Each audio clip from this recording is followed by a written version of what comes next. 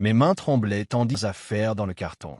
Mes collègues observaient la scène en silence, certains avec pitié, la plupart soulagés que ce ne soit pas eux.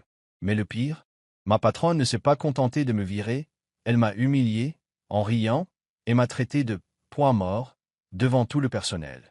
Ce qu'elle ignorait, c'est que l'homme qui entrait dans le bâtiment 15 minutes plus tard avait un contrat dans son sac, et mon nom y était inscrit. Shinara travaillait chez Aérotech depuis 5 ans. Elle était toujours la première à arriver au bureau et la dernière à partir. Elle travaillait dur. Elle travaillait dur chaque jour, ne se plaignait jamais et faisait toujours ce qu'on lui demandait. Ses collègues la voyaient comme une personne sur qui on pouvait compter, calme et très compétente. Mais sa patronne, Madame Mozizi, la remarquait à peine. C'était comme si Shinara n'existait pas.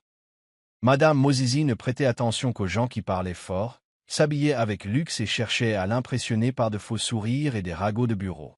Shinara était différente. Elle n'aimait ni les drames ni l'ostentation. Elle venait juste travailler et rentrait chez elle. Mais dans ce genre de milieu, son humilité la faisait paraître faible. Certains s'attribuaient même le mérite de son travail, sachant qu'elle ne s'exprimerait pas. Madame Mozizi n'a jamais félicité Shinara, même lorsqu'elle accomplissait un travail remarquable. Elle ne lui a jamais donné de promotion, ni même remercié. Lors des réunions, les idées de Shinara étaient ignorées, tandis que d'autres les reprenaient et étaient applaudis. Même si elle aidait discrètement son équipe et assurait le bon fonctionnement de l'entreprise, personne ne voyait vraiment ses efforts, surtout pas son patron. Pour Madame Mozizi, Shinara n'était qu'une employée de l'ombre. Ni une vedette, ni une favorite, juste là. Mais Shinara s'en fichait. Elle était convaincue qu'un jour, son travail acharné parlerait pour elle. Elle persévérait, même dans la douleur. Mais au fond d'elle-même, elle commençait à avoir le sentiment que, peu importe ce qu'elle donnerait, cela ne suffirait jamais à ceux qui refusaient de reconnaître sa valeur. Et malheureusement, elle ignorait que son silence et sa gentillesse seraient bientôt utilisés contre elle de la pire des manières. Le bureau était inhabituellement calme ce matin-là. Tout le monde était assis, raide, dans la salle de réunion, les yeux rivés sur le grand écran affichant chiffres et graphiques. C'était la présentation des résultats trimestriels, celle qui rendait toujours les gens nerveux. Shinara avait travaillé dur sur son rapport. Elle avait veillé tard la nuit pour s'assurer que tout était en ordre. Elle ne s'attendait pas à des compliments, mais espérait au moins que tout se passerait bien. Quand son tour arriva, elle se leva avec son calme habituel. Elle s'exprimait clairement, expliquant les progrès et les chiffres avec des arguments simples. Pendant un instant, tout semblait aller pour le mieux. Mais au milieu de son explication, Madame Mozizi leva brusquement la main. « Ça suffit », dit-elle d'une voix froide et forte. La pièce tomba dans un silence total. Tout le monde la fixait. « Tu n'as clairement pas l'étoffe d'un leader », ajouta-t-elle avec un sourire narquois, comme si Shinara avait dit une bêtise. Les lèvres de Shinara s'entr'ouvrirent, mais aucun mot ne sortit. Elle ne comprenait pas ce qu'elle avait fait de mal. Avant même qu'elle puisse poser la question, Madame Mozizi se leva, la désigna du doigt et dit « Vous êtes viré. Rangez votre bureau et partez avant le déjeuner. » Ces mots firent l'effet d'une gifle. Il n'y a eu aucun avertissement, aucune conversation privée, aucune explication, juste une humiliation publique et bruyante devant tout le personnel. Certains l'ont halté. D'autres ont baissé les yeux sur leur carnet, faisant semblant de ne pas entendre. Personne ne bougea. Personne ne prit la parole. Shinara resta figée. Son cœur battait trop vite. Ses mains tremblaient. Elle avait envie de pleurer, mais les larmes ne venaient pas. Elle fixait le sol, essayant de garder l'équilibre tandis que son monde s'écroulait sous ses pieds. Cela lui semblait irréel. Après toutes ces années de dur labeur et de loyauté, c'est ainsi que tout s'est terminé. Comme une scène de mauvais rêve. Mais ce n'était pas un rêve. C'était réel. Et c'était cruel. Shinara marcha lentement vers les toilettes, les yeux brûlants, les jambes faibles comme si elle pouvait lâcher à tout moment. Dès qu'elle referma la porte derrière elle, elle tourna la serrure et s'appuya contre le mur. Au moment où elle se retrouva enfin seule, son corps s'effondra au sol. C'est alors que les larmes jaillirent. Des sanglots profonds et douloureux, coincés dans sa poitrine. Elle pleurait non seulement parce qu'elle avait perdu son emploi, mais aussi à cause de la façon dont c'était arrivé. Ce n'était pas seulement le licenciement. C'était la honte. La façon dont Madame Mozizi avait agi comme si elle n'était rien. Comme si toutes ces années n'avaient servi à rien. Elle se souvenait des nuits où elle restait au bureau bien après que tout le monde soit rentré. Elle se souvenait avoir séché les week-ends entre amis, ignoré les dîners de famille, et même travaillé pendant les funérailles de sa mère. Oui, les funérailles de sa propre mère. Elle n'avait pas pris de vraie pause parce que l'entreprise avait besoin d'elle.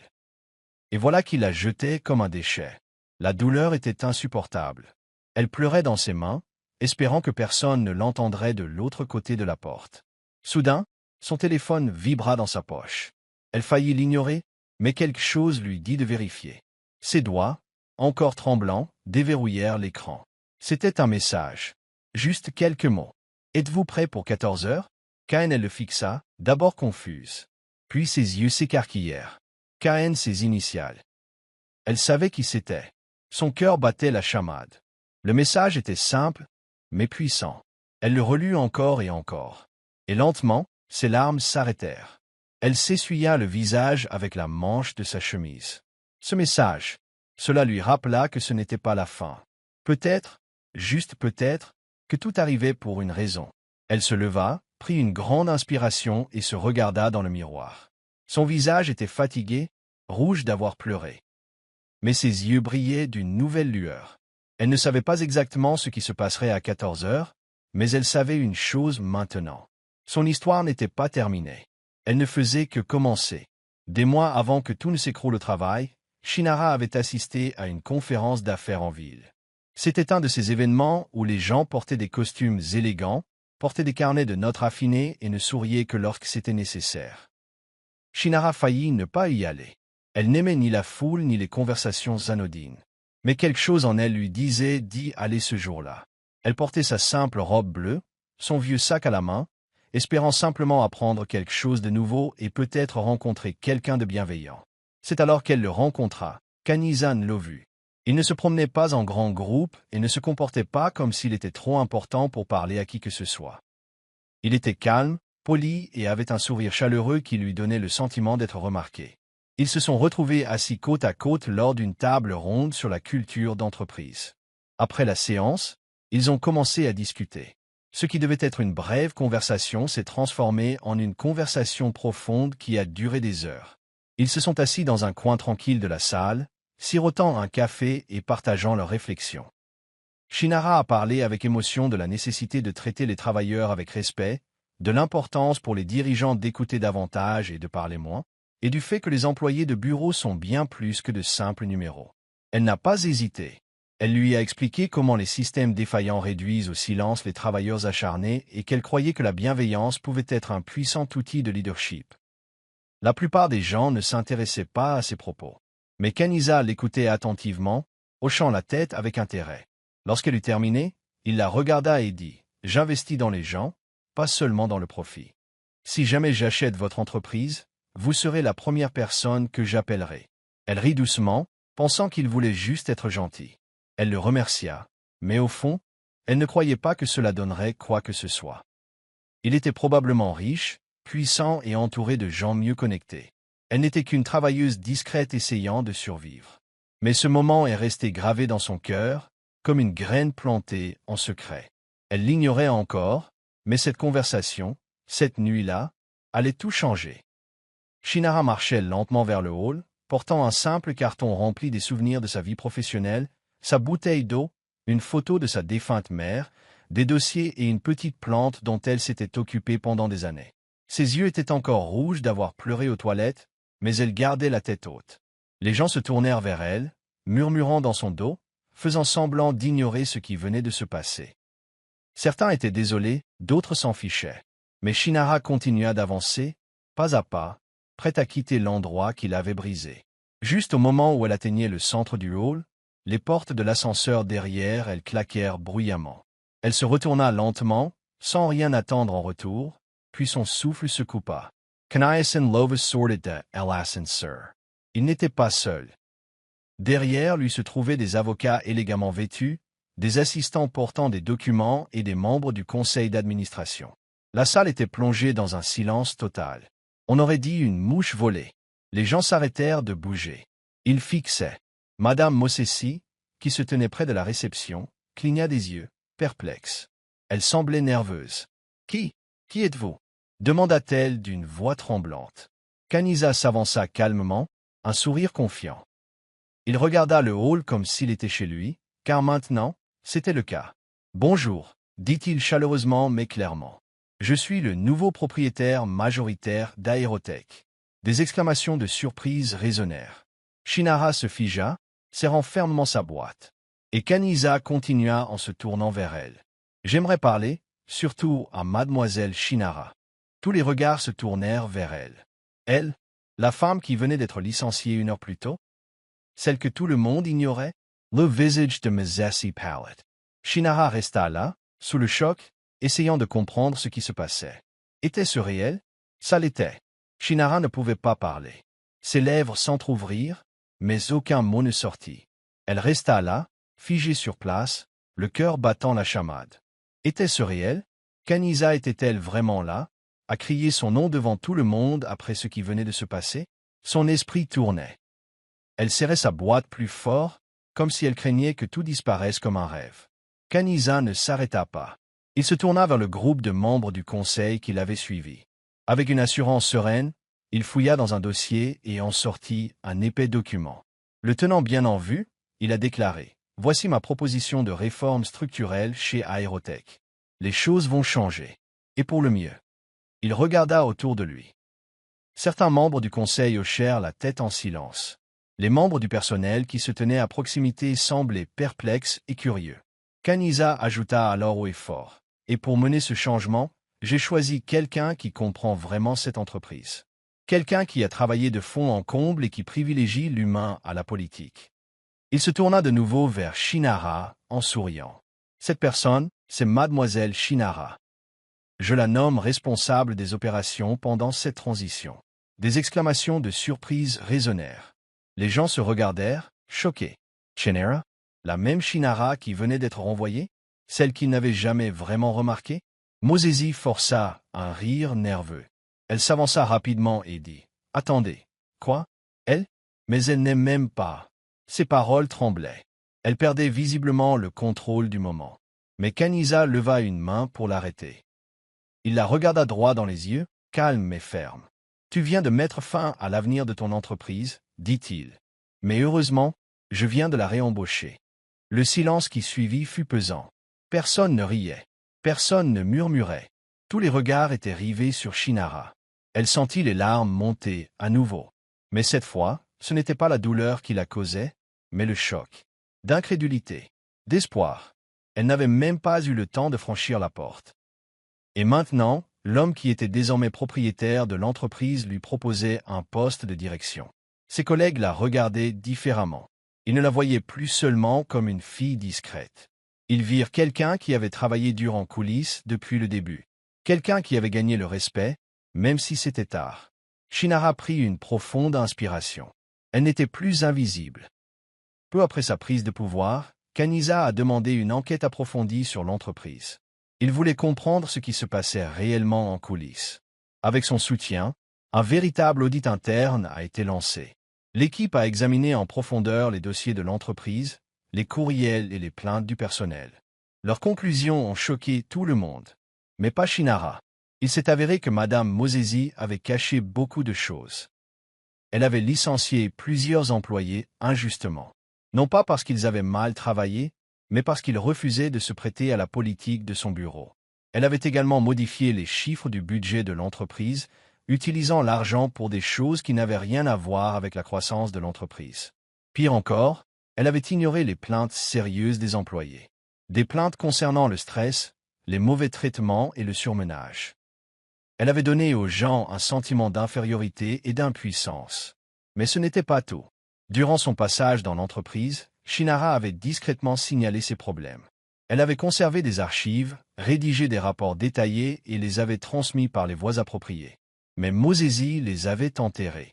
Elle s'assurait que personne ne les voit. Elle faisait passer Shinara pour une simple employée silencieuse, sans voix. Mais désormais, ces rapports étaient devenus la preuve essentielle.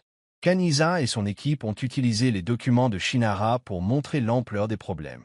Le bureau était en effervescence. Ceux qui avaient jusque-là négligé Shinara commençaient à comprendre qui elle était vraiment.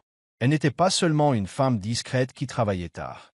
Elle se battait pour tout le monde, même quand personne ne le savait. Elle avait constaté l'injustice. Au lieu de commérage ou de se plaindre, elle essayait d'y remédier. Le personnel, qui autrefois la croisait sans un mot, l'abordait désormais avec respect. Ils commencèrent à la qualifier d'héroïne, de personnes qui avaient préservé leur dignité sans demander de louanges. Ils comprirent que Shinara avait toujours été à leur côté, travaillant discrètement mais avec force. Et maintenant, sa vérité avait enfin éclaté au grand jour. Le lendemain matin, Kanisha convoqua une réunion plénière. Tout le personnel se rassembla dans la grande salle de conférence. Un étrange silence rayait dans l'air. Les gens ne savaient pas à quoi s'attendre. Certains semblaient nerveux, d'autres curieux. Shinara était assise tranquillement au fond, le cœur battant la chamade. Kanisha se tenait devant, le visage calme mais sérieux. Il tenait un épais dossier, les résultats de l'audit interne. Lentement, il commença à parler. Il n'éleva pas la voix, mais chaque mot était clair. Il évoqua le traitement injuste du personnel, les fonds manquants, les plaintes ignorées et la façon dont le lieu de travail était devenu toxique. Il donnait des exemples, des vrais, et tout ramenait à une seule personne, Madame Mozizi. Mozizi était assise, raide sur sa chaise, essayant de garder son sérieux, mais visiblement elle était secouée. Elle regarda autour d'elle, espérant que quelqu'un la défendrait. Personne ne bougea. Puis Kanisha marqua une pause, la regarda droit dans les yeux et prononça ces mots qui provoquèrent un choc dans la salle. À compter d'aujourd'hui, vos services ne sont plus nécessaires à Aérotech. Tu es libre de ranger ton bureau avant le déjeuner. Le silence se fit dans la salle. La même phrase que Mozizi avait criée à Shinara devant tout le monde était maintenant utilisée contre elle, mais cette fois, ce n'était ni par fierté ni par pouvoir. C'était la justice. Une justice équitable. Les gens nous regardaient, mais personne ne disait mot. Personne ne la suppliait. Personne n'a applaudi non plus. Ils sont restés assis là, à laisser la vérité s'installer. Mozizi se leva lentement. Ses mains tremblaient tandis qu'elle prenait son sac à main. Elle ne dit rien. Elle ne regarda même pas Shinara. Elle sortit simplement, sachant que l'humiliation qu'elle avait autrefois causée lui était revenue, mais désormais, elle n'était plus cruelle. Elle était méritée. La situation s'était véritablement inversée. Après avoir été priée de partir, Mozizi hésita près de la porte. Son visage était pâle et sa voix tremblait tandis qu'elle tentait de parler. « Je ne savais pas. Je ne voulais pas » balbutia-t-elle en regardant Shinara avec un mélange de regret et de peur. Il était clair qu'elle voulait s'expliquer, peut-être même demander pardon, mais Shinara ne répondit ni par la colère ni par l'insulte. Elle ne cria pas, ni ne chercha à rabaisser Mozizi comme elle l'avait fait avec elle.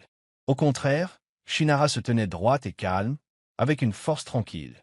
Elle regarda Mozizi droit dans les yeux et dit. Ces mots étaient simples, mais puissants. Elles avaient une signification profonde. Shinara expliquait à tous les spectateurs que le respect est fondamental. Il ne s'agit pas d'être bruyant, tape à accent grave l'œil ou important. Il s'agit de considérer les gens comme des êtres humains, quels qu'ils soient. Shinara n'a pas pleuré, n'a pas supplié et n'a pas manifesté de tristesse. Elle est partie la tête haute. À cet instant, elle n'était ni une victime, ni une employée vaincue.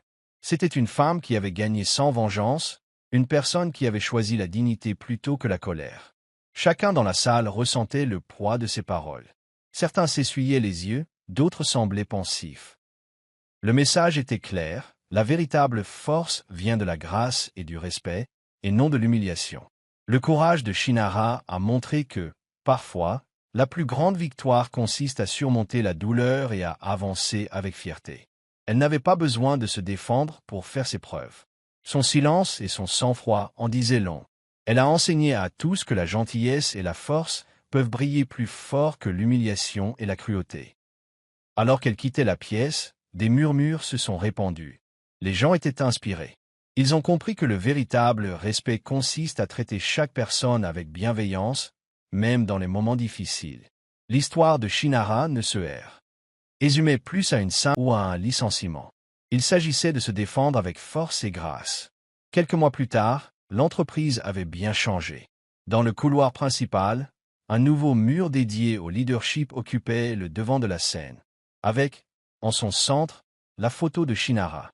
Ce fut un moment de fierté, non seulement pour elle, mais pour tous ceux qui avaient suivi son parcours. Elle n'était plus seulement une employée, mais une leader qui avait transformé l'entreprise pour le meilleur. Shinara n'a pas gouverné avec colère ou vengeance. Au contraire, elle a apporté bienveillance et changement. Elle a instauré des journées de santé mentale, offrant aux employés le temps de se reposer et de prendre soin d'eux quand ils en avaient besoin. Elle a mis en place une politique RH ouverte, permettant à chacun de parler de ses problèmes sans crainte. Elle a également créé un programme de mentorat pour aider les jeunes employés à se développer et à se sentir soutenus, un souhait qu'elle nourrissait à ses débuts. Son leadership visait à panser les plaies laissées par les anciennes méthodes. Les gens se sentaient désormais vus et respectés. Le bureau était un lieu où chacun comptait, aussi discret ou simple soit-il. Un soir, Shinara se tenait sur le toit, contemplant la ville où elle s'était autrefois sentie invisible. Les lumières scintillaient en bas, et elle ressentit une profonde paix. Elle sourit doucement et murmura « Ils ont essayé de m'effacer, mais maintenant, ils impriment mon nom sur chaque porte. » Ces mots furent sa victoire. D'ignorée et humiliée, elle était devenue un symbole de force et de changement. Shinara n'a pas seulement survécu, elle a prospéré. Elle a démontré que lorsqu'on dirige avec cœur et détermination, on ne décroche pas seulement un poste ou un titre. On inspire toute une communauté et on écrit un nouveau chapitre, non seulement pour soi-même, mais aussi pour tous ceux qui nous entourent. Si vous pensez que chacun mérite le respect et une seconde chance, cliquez sur « J'aime » et partagez cette histoire avec quelqu'un qui en a besoin aujourd'hui. N'oubliez pas de vous abonner pour découvrir d'autres témoignages inspirants et valorisants, car le vôtre pourrait être le prochain. Laissez un commentaire ci-dessous. Avez-vous déjà été ignoré, mais avez-vous prouvé que tout le monde avait tort? Discutonsen.